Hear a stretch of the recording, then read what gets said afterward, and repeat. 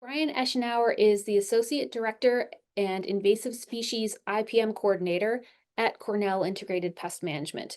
He also has a lot of experience doing IPM on ornamental plants, which is why we invited him here today to talk with us about spongy moth and good spongy moth IPM practices. Go ahead, Brian.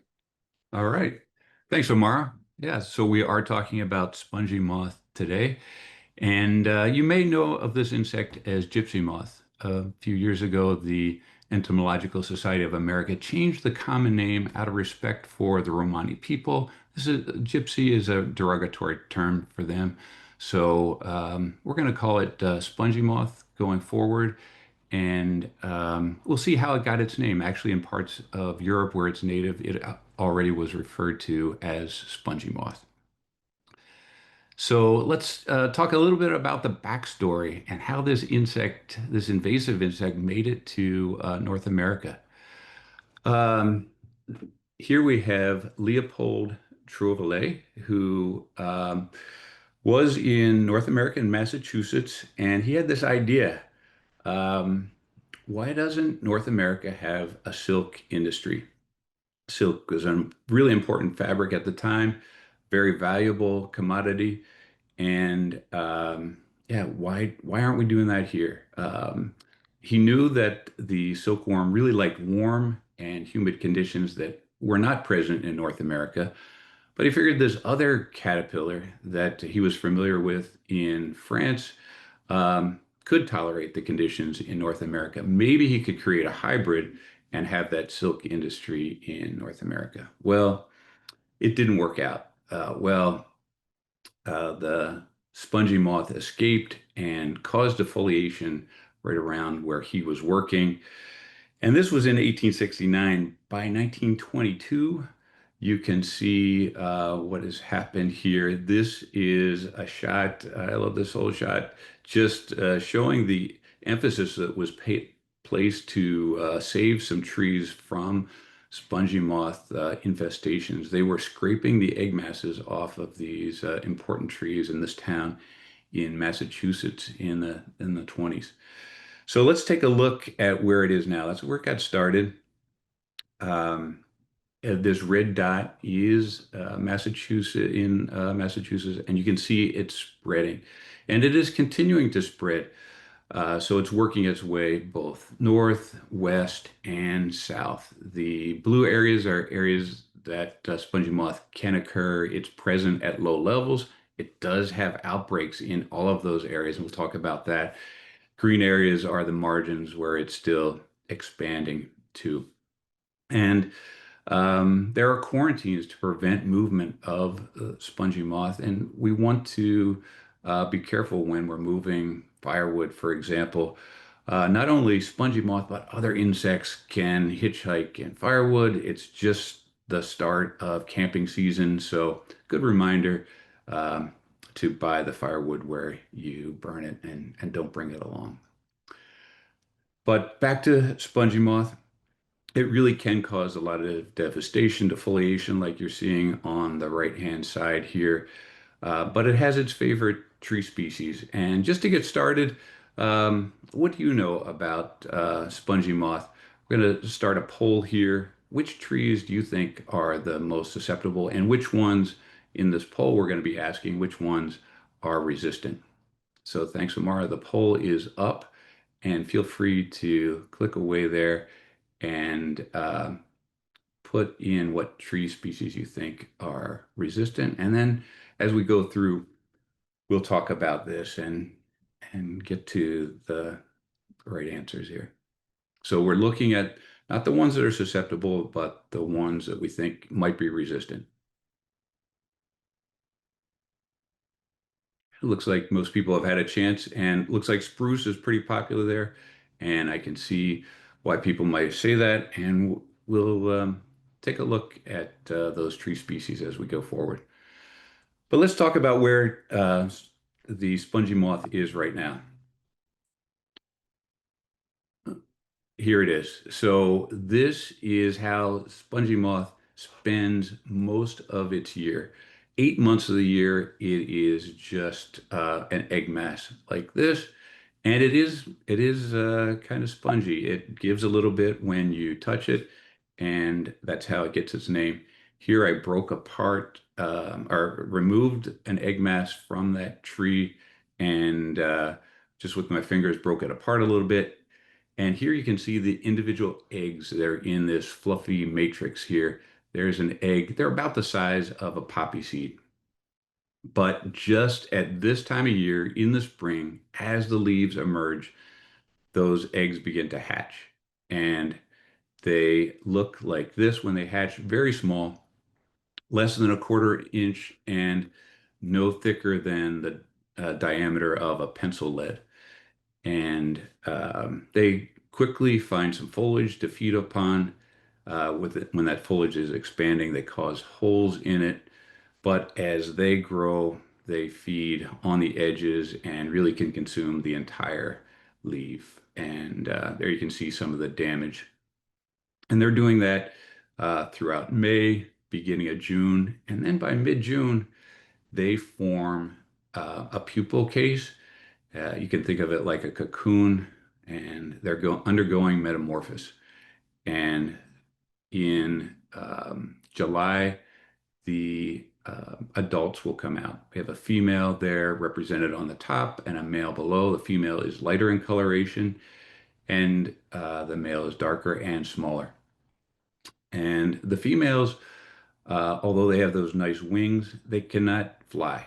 And so they walk around to an area that they want to lay their egg mass. The male finds female, they mate, and then she'll lay this egg mass. And from August through late April or early May, it is just the egg masses that are around. So just one generation per year, and the egg masses are around. And this was midwinter in a stand of oaks in the Finger Lakes area. And if we get a closer shot here, which you can see on the right, you can start to see some of those egg masses. They had a lot of defoliation occurring with spongy moth the previous year.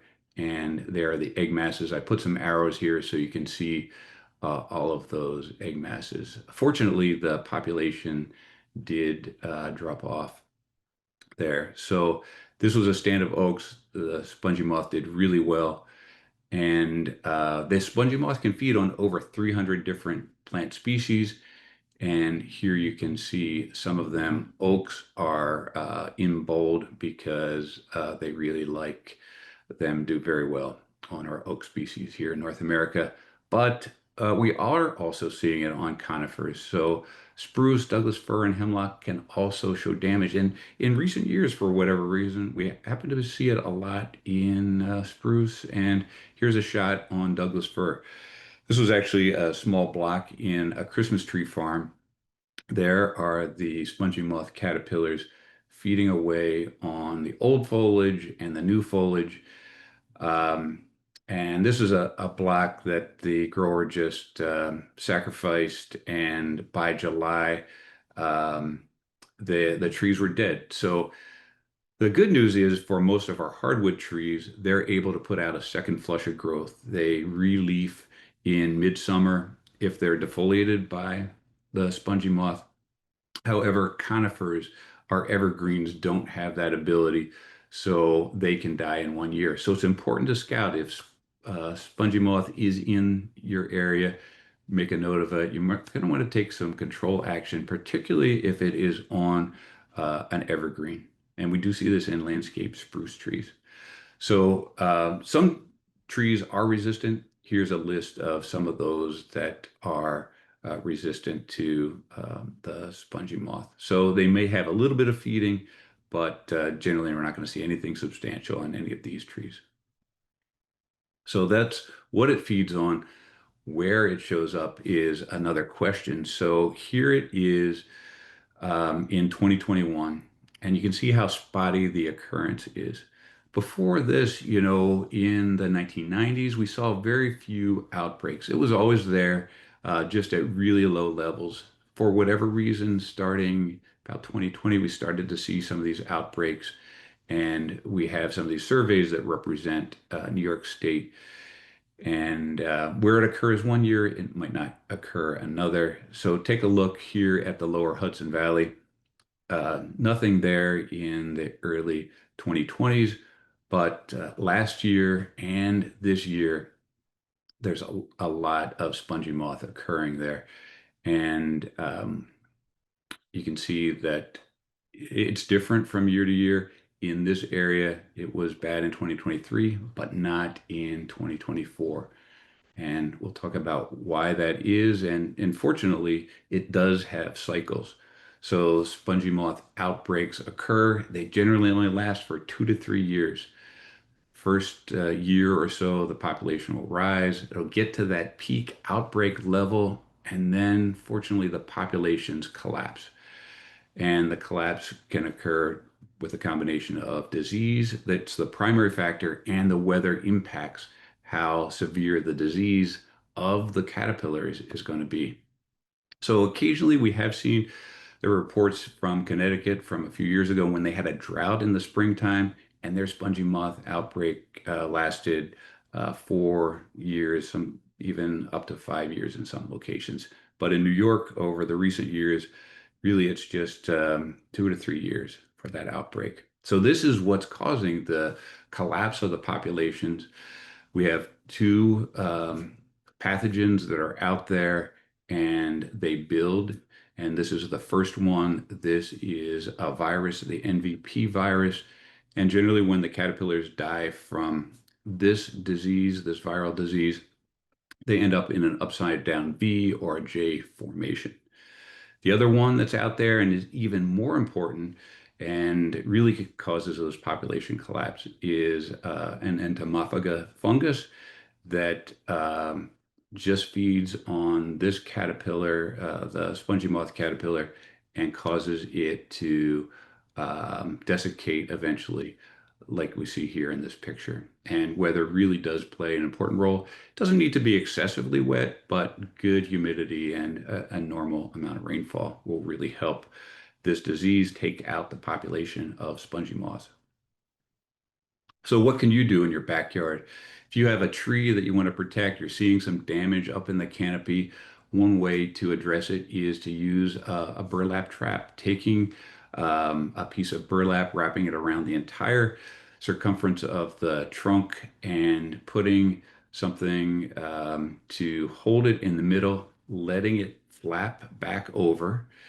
And then this is taking advantage of the behavior of spongy moth caterpillars. They generally come down at dawn and they go back up and feed primarily at night.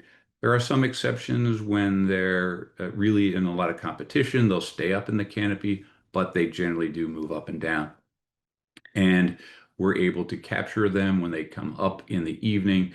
They go up and get under that flap and don't they can't figure out how to get out of there. So in the morning we can open that flap up, collect them, and destroy the caterpillars. And in this way, you can protect a tree or two in your own yard. It's not going to be practical for a large number of trees.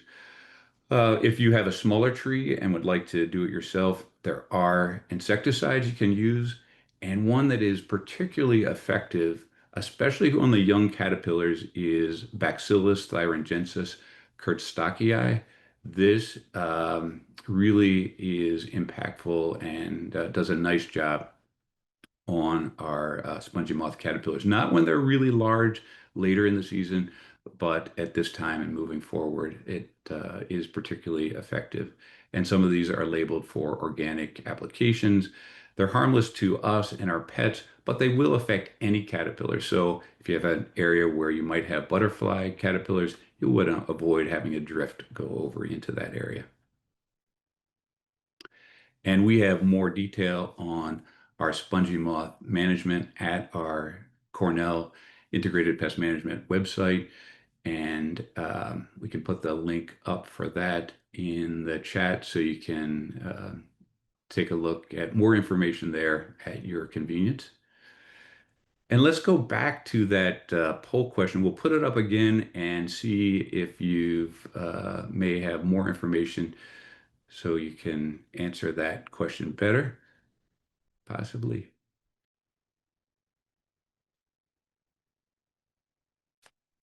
All right. Yeah, I'm seeing 0% come up on some of those. So you know that. So we're looking for the resistant species. And yeah, it is looking good there. Dogwood happens to be resistant to it. We didn't talk specifically about birch, but it is susceptible along with oak, which is its favorite host species. And yeah, you caught this. So you've learned that spruce is a susceptible species to the spongy moth. All right, so now we have time for questions. If you have any, I'd be happy to answer those. Thanks so much, Brian. The first question that I saw come in the chat was, is the pupal case of the spongy moth very distinctive looking, or is it easy to confuse with other species? I think it's very distinctive looking. It doesn't look like a, another species that I'm familiar with, but I don't know if Matt is on, who looks probably closer at insect as a PhD entomologist. Do you know any familiar ones? I would say one of the distinctive things is often where they're located. Sometimes they're located around structures, and that's kind of a dead giveaway that it's this species versus other ones. But yeah, it's just a brown, large pupal case that could look like others, but because of their numbers and where they're located, might be easy to differentiate. Yeah, thanks, Matt. And it kind of has a little shine to it, so it's not like a really fibrous cocoon that you might see. Can I ask a follow-up question, Brian? Can you describe the difference in how a spongy moth egg mass,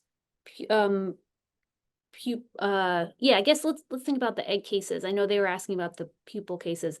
If you were to look at trees, what's the difference between a spongy moth egg case and a spotted lanternfly egg mass? That's a great question because they do, from a distance, they look very similar. But if you're able to get up close, the spongy moth egg mass is spongy. It's really fibrous, where the spotted lanternfly egg mass is like dried putty. And there are a lot of fibers in the spongy moth egg mass that actually come from the female. She removes them from her body and encases the egg mass with these fibers. Thanks. Someone is curious, what determines the sex of the spongy moths? Is it the weather or temperature, or is it just set when the eggs are laid? It is just set. It's like many species that it is set. Um, And you might notice more of the female because they're persistent and they are generally found just above the egg masses. And even though they've died, they can stay on there for a few months before the wind or something knocks them off. But yeah, it's just kind of random. Okay. Next question is, if you collect the young caterpillars, for example, in the burlap trap, what's the best way to destroy them after you've collected them? Yeah, you could put them in some soapy water to to kill them, scrape them in. The soap breaks the first surface tension so they won't float on the top. That's one way to handle them. And then, probably put them in a bag and just dispose of them afterwards. Could you also, like, if you leave the burlap on the tree, could you also just kind of smush them between the layers of burlap? I think you could. Okay. You could probably do that. It would be a little bit messy to go back the second day, but yeah, why not? What about egg cases? What's a good way to destroy those? Yeah, so this would be going out, taking something that would be like a putty knife or a credit card and removing them. They're pretty easy to scrape off of the tree. And you can find it, I should mention, not just on tree trunks. That's probably the most common place, but They could be on firewood or on anything that we have outside. So when you find them, scrape them off. Have a plastic bag there to put them in, though, because if it falls to the ground, they could hatch from there. Some of them would probably be consumed by other insects and critters on the ground, but it still is a good idea to get them in a bag and destroy them before you finish.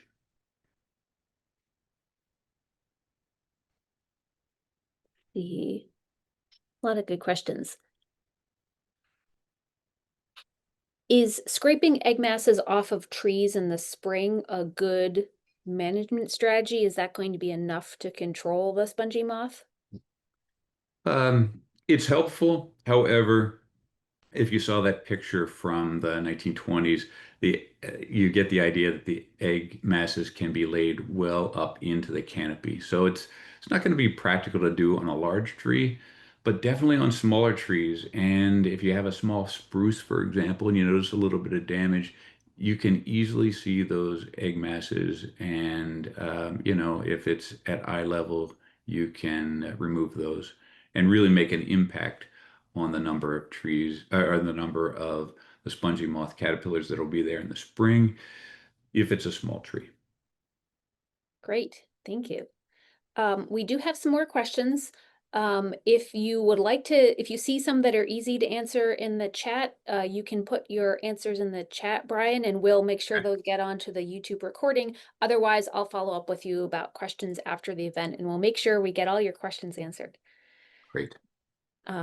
We are going to transition now to the IPM Minute, and I'm going to be sharing our IPM Minute today. So in case you weren't here for the introduction, my name is Amara Dunn-Silver, and I'm the biocontrol specialist with the Cornell Integrated Pest Management Program. And today I'm actually starting a series of IPM minutes that will be interspersing throughout our presentations for about the next 12 to 15 months, talking about how to attract and feed friendly insects in your yard. And today we're focused on the first step, which is making a plan to prepare your soil. So when we're talking about friendly insects that we want to feed, just some quick upfront definitions. When I say friendly insects, I'm talking about pollinators, like this really cute fuzzy bumblebee right here, or insect natural enemies of pests. So insects that eat pests. For example, here is a cute little lacewing larva on this purple coneflower. These friendly insects need the same things that all living things need. They need food, they need shelter, and they need protection from the things that hurt them, for example, pesticides. When we think about providing food and shelter, one of the big things we're thinking about is growing plants that are going to provide that food and that shelter. I have a QR code here, and we'll drop the link in the chat as well. The same QR code will show up on a few other slides. This will take you to the Cornell IPM's kind of hub of information about how we create habitat for friendly insects. During this series, we're going to be focusing on growing perennial plants that feed friendly insects. You can grow annuals too, but we're going to be focused on perennials during this series. Growing perennials that feed friendly insects can be very rewarding. For example, here is a picture of a beautiful planting of native perennial wildflowers that are going to look nice in your yard and also feed friendly insects. It does take some time though, which is why this series lasts as long as it does. So the first step is making a plan for how you will prepare your soil, because you're going to be doing the planting in the fall, which you can see as step 4. Our next IPM minute on this topic will cover how you pick plants. We'll review and remind you about a final soil preparation before your fall planting. And then next year, we'll have a couple of segments where we talk about some maintenance steps, when to cut back stems, when to clean up your garden, looking for seedlings if you planted seeds in the fall, and also managing weeds. But today we're focused on making a plan for your soil preparation. So the goal with preparing your soil ahead of a fall planting is you want to remove existing plants and manage weeds in that space where you want to be growing those perennial wildflowers. You have a few different options for this. For example, you could spread a tarp or something else that blocks light over the area where you want to remove existing vegetation. Leave it there for a while and the plants underneath will die. You could also disturb the soil you can hand dig it with a shovel, you can use a rototiller, and you'll want to do this a few times during the summer because new things will sprout once you have bare soil and you'll want to take those out, kill them, and disturb the soil again. Soil solarization is an option. It's not something a lot of folks have heard about, and I'm not going to go into all the details. You can find them again through this QR code or the link that will give you more information about creating habitat for beneficial or friendly insects. And then using herbicides is another option. It's very important if you're considering using an herbicide that you select something that is legal to use in the space where you're wanting to use it. And it's very important that you read and follow the label of any herbicide. So the idea is that you would pick your strategy from this list and then spend your summer getting your soil ready so that you'll be able to get some perennial flowers in the ground this fall, whether they're plants or seeds. So that is our IPM Minute for today. If you have questions, I can take those in the chat. Here's that handy QR code again to get more details about creating habitat for beneficial insects. And just a reminder that we'll be coming back to this topic over the next 12 to 15 months a number of times. So if you keep signing up for What's Bugging You First Friday, you'll get some timely reminders about when to take your next steps. Have a great Friday afternoon, everyone.